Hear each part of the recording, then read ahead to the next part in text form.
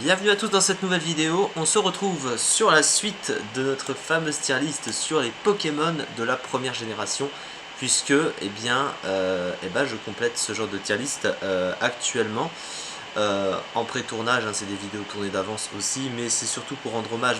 Il va y avoir le Pokémon Present dimanche. Je tourne toujours ça vendredi. Et aussi tout simplement pour renouveler un petit peu mes histoires de tier list, puisqu'elles dataient d'il y a très longtemps, il y a au moins 2 ans, à peu de choses près. Et du coup, c'est histoire de renouveler un petit peu mon avis et histoire de discuter de Pokémon. Et il n'y aura pas des tier lists que sur ça, je serai amené à en faire sur d'autres choses. Et pour l'instant, ce sera que Pokémon. Et génération par génération, il n'y aura pas que ça, il y aura aussi d'autres thématiques de vidéos que j'aborderai plus tard, mais là on continue sur les Pokémon de la première génération parce qu'on en a beaucoup à faire et j'ai fait 30 minutes de vidéo juste pour parler des starters. Donc rassurez-vous, je ne passerai pas autant de temps sur le reste. C'était un petit démarrage, voilà, un gros démarrage pour le coup, mais on va faire plus vite pour le reste. On continue, on a été resté avec cette famille-là. Alors c'est la famille des insectes, les insectes que tu captures en début d'aventure globalement. Chenipan, Chrysacier, Papillusion. Alors, pour le design, pour être très honnête, je n'aime aucun des trois. Les trois sont moches. Et puis surtout, moi, ce qui m'intéresse beaucoup dans Pokémon, c'est quand ils prennent une créature existante et qu'ils arrivent à en faire quelque chose de Pokémon. C'est assez bizarre à expliquer, mais qu'en gros, on n'est pas l'impression qu'on ait l'insecte sous les yeux dans la nature. On ait l'impression que ça donne quelque chose de plus vivant. À la mode Pokémon, donc un peu créature, vous voyez, un petit peu mystique, j'ai envie de dire. Et bien là, c'est pas complètement le cas, mais surtout qu'il n'est pas très beau de base. Les trois sont pas très beaux. Et puis surtout, il n'y a pas vraiment de cohérence. Alors je sais qu'on passe d'une chenille à un papillon, donc de base il passe assez à avoir de cohérence, mais je sais pas, au niveau des couleurs du reste, c'est bizarre. Après c'est une évolution d'insecte, donc au final ça reste, on est d'accord. En design, ils sont pas beaux. Ça, je préfère être honnête. En combat, les trois sont merdiques aussi. Pas de bol en même temps. Alors, tout n'est pas mauvais. Faut quand même préciser. Parce que Papillusion, il a deux talents qui sont excellents. Compound Eyes, œil composé, donc qui augmente de 30% sa précision. Donc il a quand même accès à Vent Violent, qui en profite. C'est très limité. Et surtout, pas que, il y a aussi Poudre Dodo. Alors en vrai, Poudre Dodo, avec ça, c'est très fort parce que d'habitude, Poudre Dodo, on peut souvent louper, c'est à 70 de précision, je crois. Là, ça ne loupe jamais. Et vous pouvez endormir un Pokémon et derrière, vous vous setup et vous faites un petit peu ce que vous voulez. Le problème, c'est que c'est pas adapté à ce Pokémon parce que quand tu vois les statistiques, tu te doutes que c'est clairement pas ouf. Ces stats sont très mauvaises. Pourtant, ils ont essayé de les augmenter, je crois. Bon, il a 90 en attaque spéciale, c'est vraiment pas fou. Le bulk, 60, 50, 80, 60, il est même pas très rapide en plus. D'ailleurs, ils auraient pu faire un effort au niveau de la vitesse, très clairement. Les stats sont pas bonnes, c'est pas vraiment... on se doute pourquoi il est mauvais, le Pokémon. Puis surtout, il a un type qui est dégueulasse défensivement, un insecte vol. Alors heureusement qu'il profite des grosses bottes en 8ème génération. Mais bon, les faiblesses sont quand même toutes très gênantes. L'attaque du type roche, en général, est quand même bien utilisée. Il y a Tyrannosif, il y a des types roches très gênants, même s'il y en a certains dans les sous-tiers qui vont gêner ce truc. Et surtout que c'est un type de coverage qui est très souvent appliqué parce que il fait partie du Edgequake. Le type sol et le type roche en coverage, c'est très fort. Et c'est souvent utilisé sur des Pokémon qui surtout ont besoin de coverage. Et qui se servent de ça pour pallier à leur manque de puissance offensive globale. Et puis faiblesse électrique, feu, vol, glace, donc ça c'est très gênant. Mais il y a des résistances, il y a une immunité sol et une résistance combat. C'est pas non plus si dégueulasse que ça. Une résistance insecte aussi, mais bon, ouais, c'est pas bon. Tinted Lens, c'est l'anti-teinté aussi. Oui, ça se met pas. Qu'est-ce qui me bug là, le truc? Non, ça va pas le.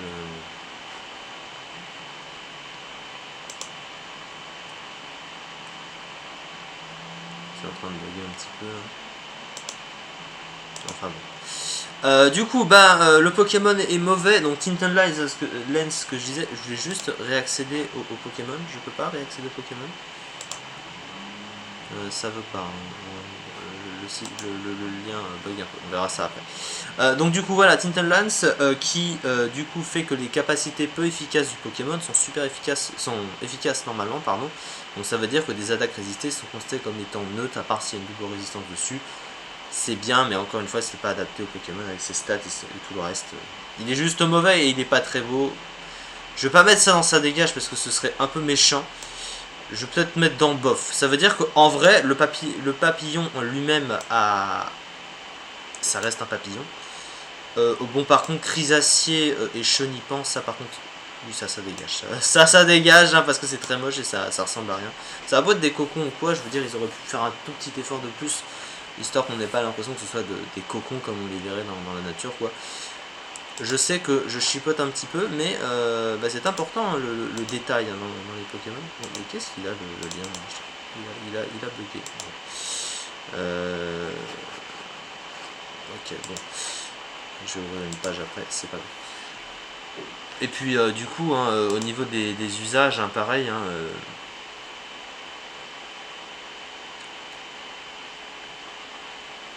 bon, alors, il rame, voilà. 123ème du coup, hein, du ZU, hein, 0,37%, donc bon, c'est vraiment pourri.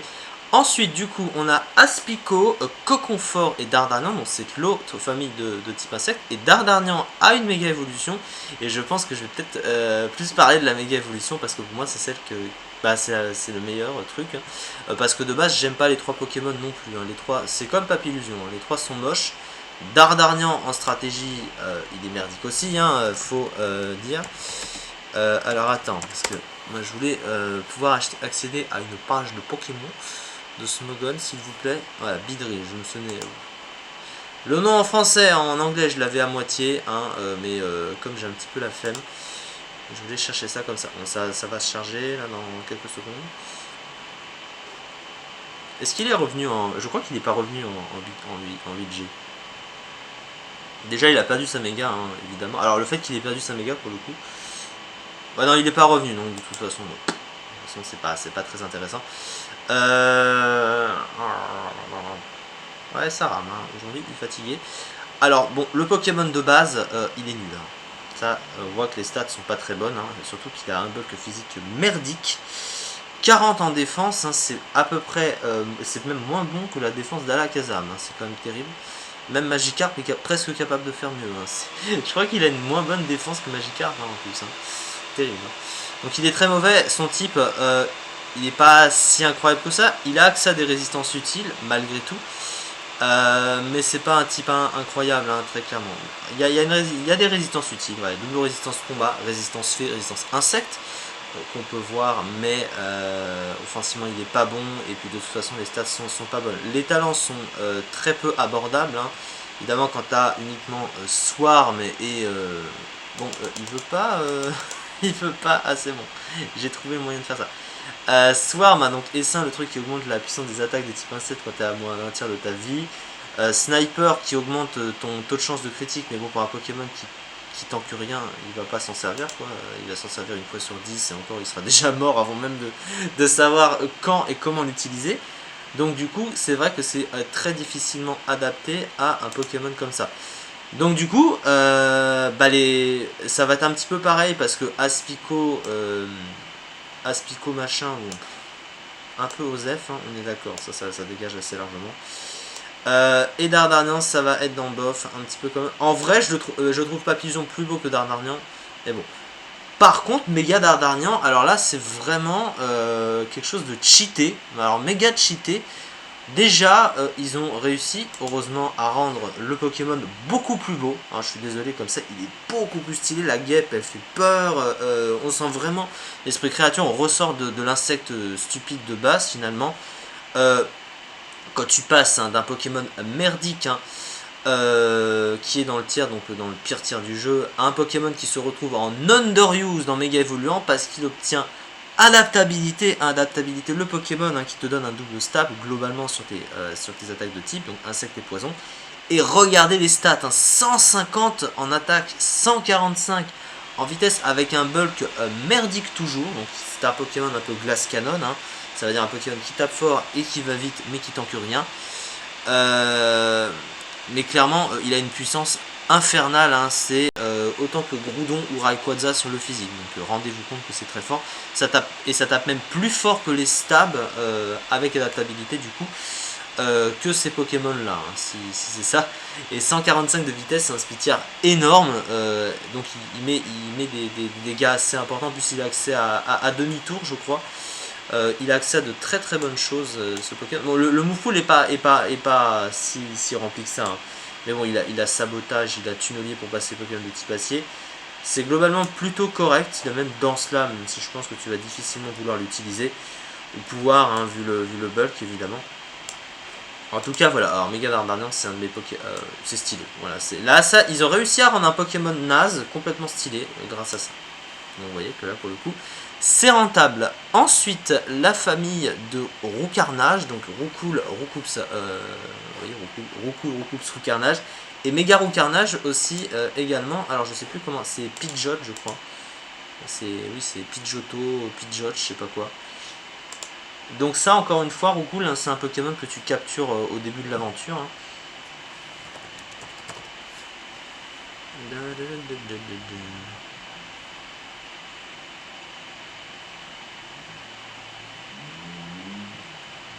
Donc voilà, donc c'est Pidgeot, on va commencer par Roucarnage, comme je fais à chaque fois pour les familles. Donc on est d'accord pour dire, hein, que Roucarnage c'est quand même très stylé. C'est très stylé, hein. L'oiseau est très très beau. Les talents ne sont pas incroyables, hein. Big Pex, Keen Eye, Tangle Feet, bon, c'est... Le pire c'est Tangle Feet, hein. Ça c'est vraiment de la merde, ça monte l'esquive sous la confusion. Ça va s'activer 10 fois sur 1000, donc c'est pas intéressant. Keen Eye, bah, pourquoi pas, hein, mais bon, je pense pas que ce soit très utile. On va dire que les trucs d'esquive sont un peu diminués. Après, pour anti-brume, ça peut peut-être fonctionner. Tiens, mais... À part ça, c'est pas très intéressant. Et Big Peck, ça empêche la défense de baisser. Ça, c'est peut-être le moins pire. Mais bon, les stats sont pas bonnes, hein, on le voit, à part la vitesse. Mais bon, sans une vitesse, quand t'as des stats merdiques à côté. Si tu profites d'une vitesse pour taper comme un caca, hein, 80 et 70. Hein, donc c'est vraiment pas incroyable. Et du coup, et la méga évolution, pour le coup, par contre, est méga stylé. Alors ça change pas énormément quand même du Pokémon de base. Donc je dirais que pour le design, c'est beau, mais c'est pas très recherché, voilà, par rapport au Roucarnage qu'on a ici. Il tape beaucoup plus fort. Alors là, pour le coup, 135 en attaque spéciale, 121 en vitesse. Avec le reste des stats, le bulk est assez moyen. Ils l'ont un petit peu augmenté, cela dit. Mais en vrai, là, il tape beaucoup plus fort. Il a 120 en vitesse. Et il a No Guard en talent, à Null Guard. Donc ça fait que toutes les attaques du Pokémon ne peuvent pas louper, hein, peu importe laquelle c'est. Même si le Pokémon se cache en l'air ou quoi, ça touchera forcément, c'est à une garde. Mais l'adversaire peut faire exactement la même chose, hein. Il peut vous toucher à chaque fois. Donc est-ce qu'il en profite beaucoup? Bah il a au moins canicule, on va dire plutôt vent violent qui a le stab, hein, qui fait assez mal. Et qui a 70 de précision, donc là qui touchera forcément. Il n'y a pas grand chose qui en profite, il faut quand même être honnête. Mais surtout que bah, le Moufoul du Pokémon de lui-même est pas tellement élargi, hein. Donc peut-être que c'est pas si adapté que ça au final. Mais pour autant ça le rend quand même beaucoup plus fort, hein, parce que bon, tu passes de 70 en attaque spéciale à 135 et une vitesse qui augmente.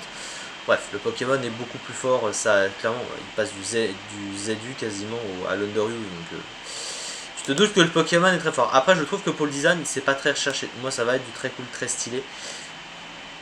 Pour les deux, hein, pour les deux. Et encore, non, en vrai, peut-être qu'on... non, je vais plutôt le mettre dans moyen tiers parce que je trouve qu'ils l'ont pas si amélioré que ça. Enfin, ils l'ont pas si amélioré, je parle du... Par rapport au design, je suis plus objectif, mais le Pokémon en lui-même est très cool, stylé. Donc voilà, c'est un peu ça. Alors, Roucoups et Roucoule, bah Roucoule est pas très beau. Mais Roucoups, il se rapproche un peu de Roucarnage, donc lui, je vais le mettre dans le moyen tiers. Voilà, uniquement pour le design. Ratata et Ratatac. Bah, Ratata et Ratatac, hein, pareil, hein, ça fait partie des Pokémon de début de zone. Je pense qu'il n'y a pas besoin de faire un long débat sur Ratata et Ratatac, hein, très clairement. Je crois que ça se dit pareil. Voilà. D'ailleurs, ils ont pas mis les formes d'allouage, j'imagine qu'ils les ciblent que pour la 7G. Mais c'est pas logique parce qu'ils mettent les mégas. Ouais, bon. De toute façon, hein, Ratata et Ratatak, alors au-delà du fait qu'il ait donné son nom au FIR, hein, la stratégie de FIR avec la ceinture force et fort vive attaque hein, pour tuer les Arceus, machin, même si le truc est au niveau 1. Bon, ça c'est une stratégie un petit peu relou, mais ça rend pas. C'est très centralisé sur qu'une chose et au final ça rend pas forcément le Pokémon meilleur. Le Pokémon de base, hein, bah, les deux c'est des gros rongeurs, je n'ai pas une appétence pour les gros rongeurs, on est d'accord. Le Pokémon, même s'il a des talents qui sont pas si dégueulasses que ça, parce que Cran et Agitation ce sont de bons talents, mais pour un Pokémon qui reste de toute façon assez osef, bah ça change pas grand chose. Donc ces Pokémon là, ils sont pas du ça dégage, parce que bon, ça reste.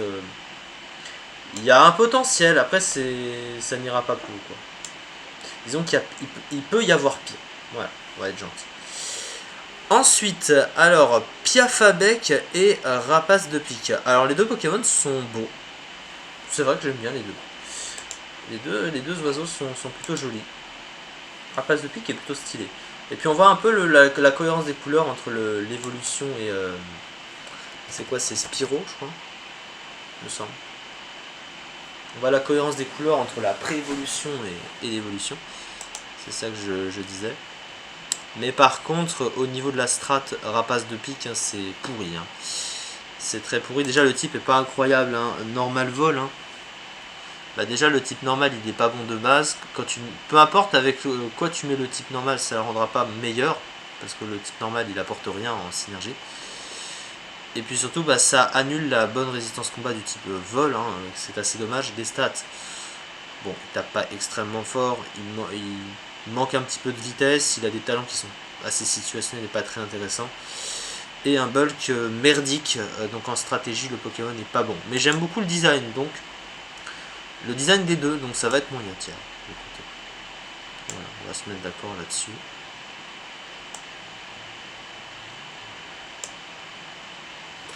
Ensuite, nous avons Abo et Arbok. Alors, Abo et Arbok, donc les gros serpents là. Je vais les chercher avant.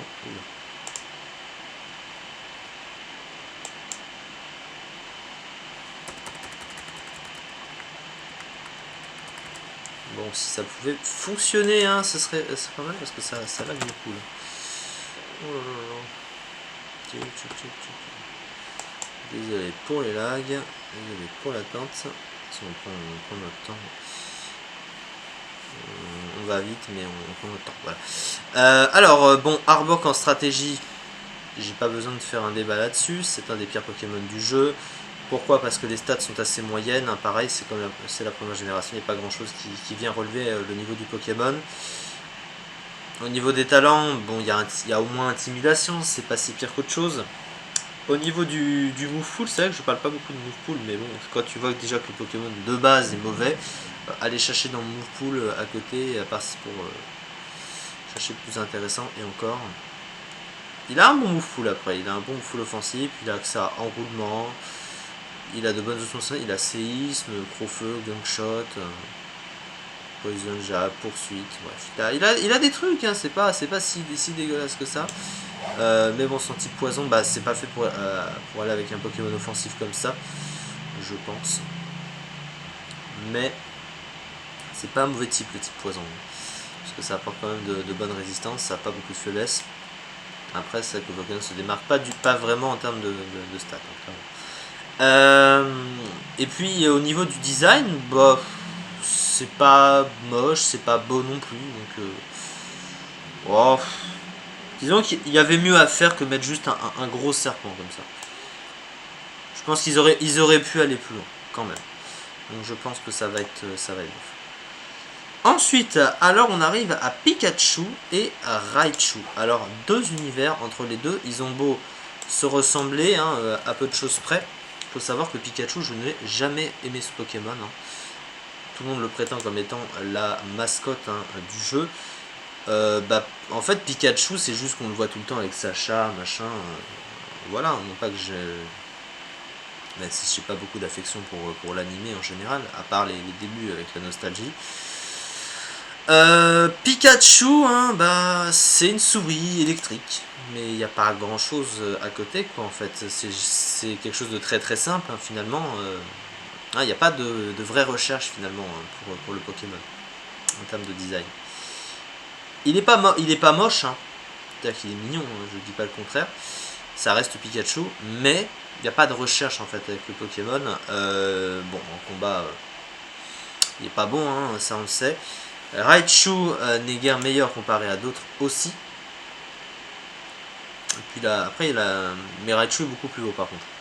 Il n'est pas autant recherché non plus, mais je trouve plus beau que Pikachu quand même. Donc ça va être du bof pour Pikachu, voilà. Et ça va être du moyen tiers pour notre cher Raichu. Je pense qu'on est assez gentil pour ça.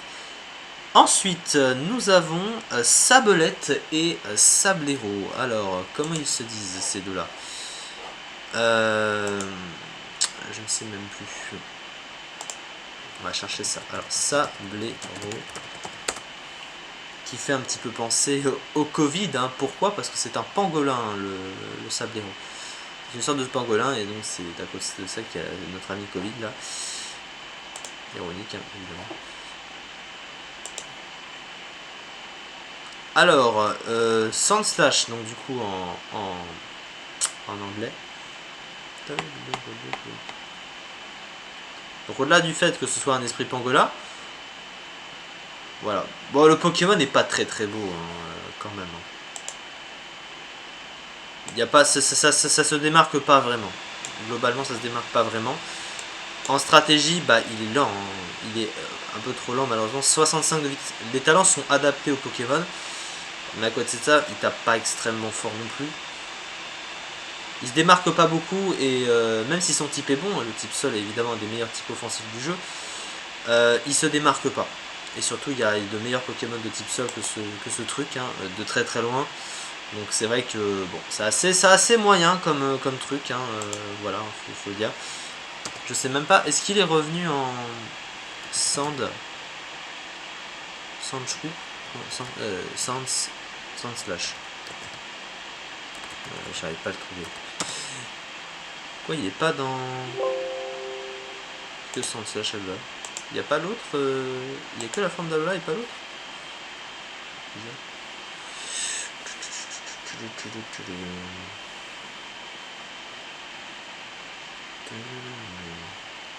Bon, toi t'as décidé de m'embêter aujourd'hui, hein, c'est terrible. C'est de... Bon, ça vient quand ça veut ce truc là.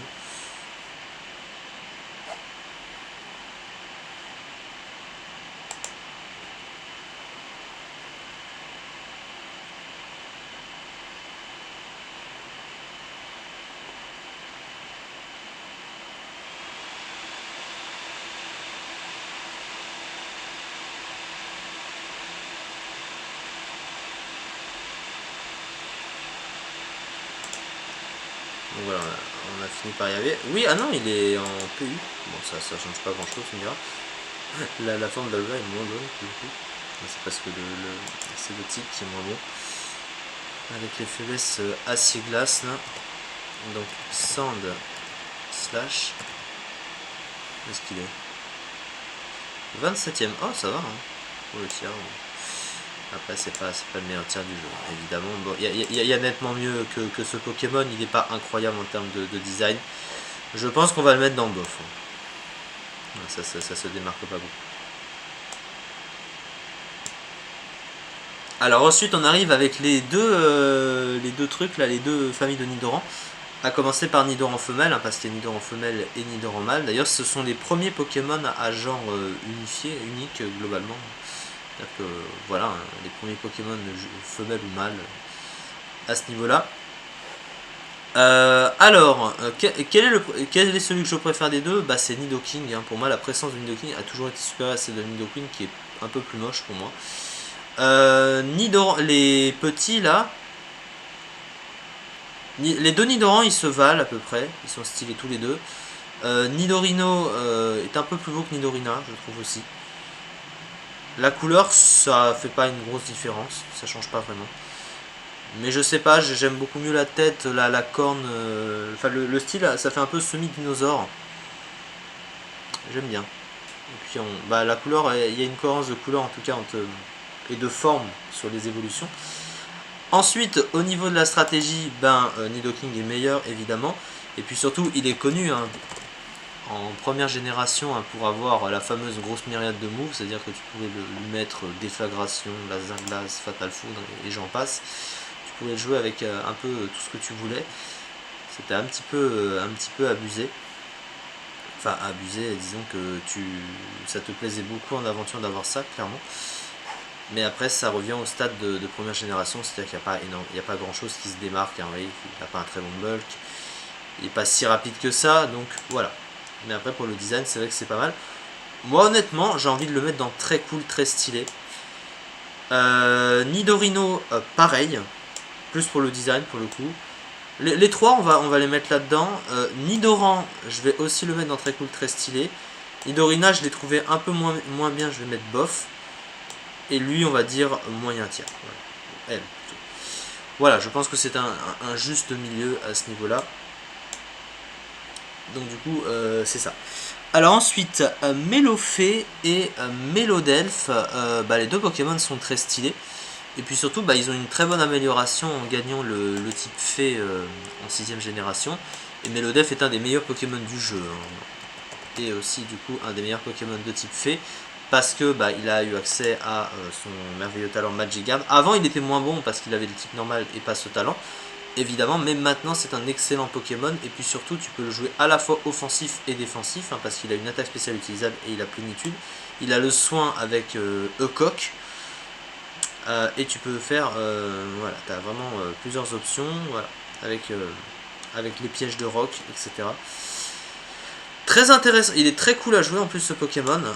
Bon, c'est sûr qu'il manque un peu de défense et de vitesse, mais une vitesse comme ça pour un Pokémon défensif, ça se justifie. Les deux Pokémon, je les aime beaucoup. C'est pas mes préférés, mais ils sont très cool. Voilà. Donc on va les mettre tous les deux dans très cool et très stylé, j'ai envie de vous dire.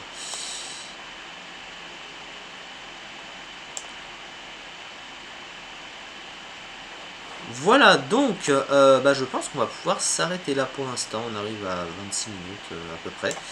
En tout cas, on se retrouve du coup la prochaine fois. Il reste encore beaucoup de Pokémon dont il faut parler.